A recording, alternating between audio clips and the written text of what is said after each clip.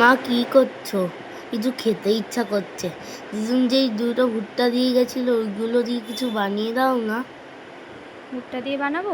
চল, খিদে পেয়েছে, চল কিছু বানিয়ে দিই। ছেলের আবদারে রান্নাঘরে আসলাম, দেখি কি বানাই। ভুট্টা তো বানাবো বাইরে যেভাবে সবাই বানায় সেইভাবেই বানাবো, বাট একটু আমার স্টাইলে। চলুন দেখি আমি কি করে বানাই সেটা আপনাদের সাথে শেয়ার করি। মা আমিও দেখবো তুমি কি বানাচ্ছ। এই দেখ, প্রথমে ভুট্টার খোসাগুলো ছাড়িয়ে নেব। দিদুন বলেছিল ভুট্টাটা ভালো করে ধুয়ে নিতে, তাই জন্য ভুট্টার খোসাটা ভালো করে ছাড়িয়ে নিয়ে ভুট্টাটা ভালোভাবে ধুয়ে নেব। তারপর কি করবে মা?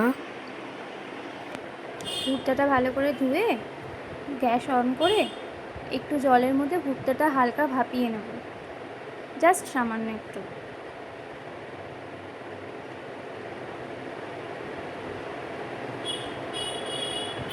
তারপর কি করবে মা?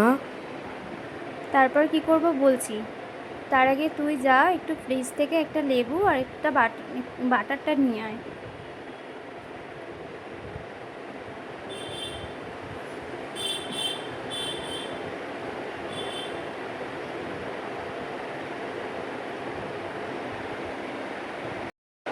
এ নাও মা, লেবু আর বাটার। একটা চামচে এনে দিস তো। ঠিক আছে মা। লেবুটাকে আমি দু টুকরো করে নেব প্রথমে। যতক্ষণ ভুট্টাটা সেদ্ধ হচ্ছে আমি লেবুটা কেটে সাইডে রেখে দিলাম।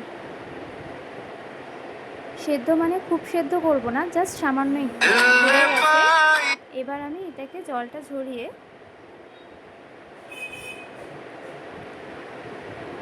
বাটার মাখিয়ে নেব। থ্যাংক ইউ চামচটা দেওয়ার জন্য। বাট কী জানিস তো বাবা, চামচ দিয়ে অত ভালোভাবে মাখানো যায় না, হাত দিয়েই আমি করছি। ভালো করে বাটারটা ভুট্টার মধ্যে মাখিয়ে নেব।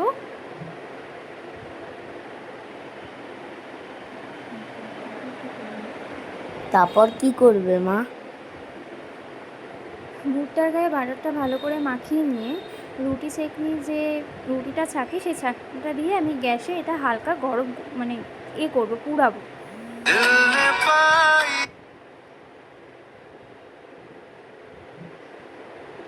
ভালোভাবে একটু চারিদিকটা ভালো করে পুড়িয়ে নিয়ে তারপর আমি ওর মধ্যে বিট লবণ, চাট মশলা, গোলমরিচ গুঁড়ো দেব, লেবু মাখিয়ে।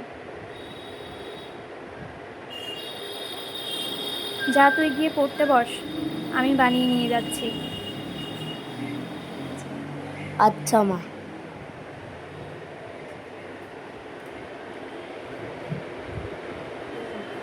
লেবুটা ভালো করে মাখিয়ে নিয়ে তারপর আমি ওর মধ্যে একে একে বিট লবণ, চাট মশলা, গোলমরিচ সেগুলোও মাখিয়ে নিচ্ছি। একটু চটপটা আর টেস্টি হবে, খেতেও ভালো লাগবে।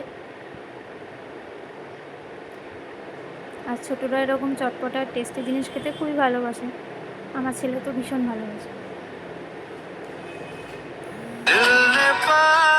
যার জন্য বানাচ্ছি, যাই তাকে দিয়ে আসি, দেখি কি বলে কেমন হয়েছে।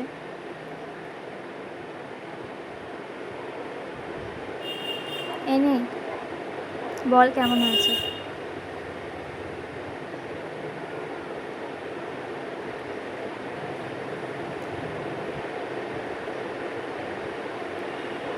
ওর ভালো লেগেছে, তাতেই আমার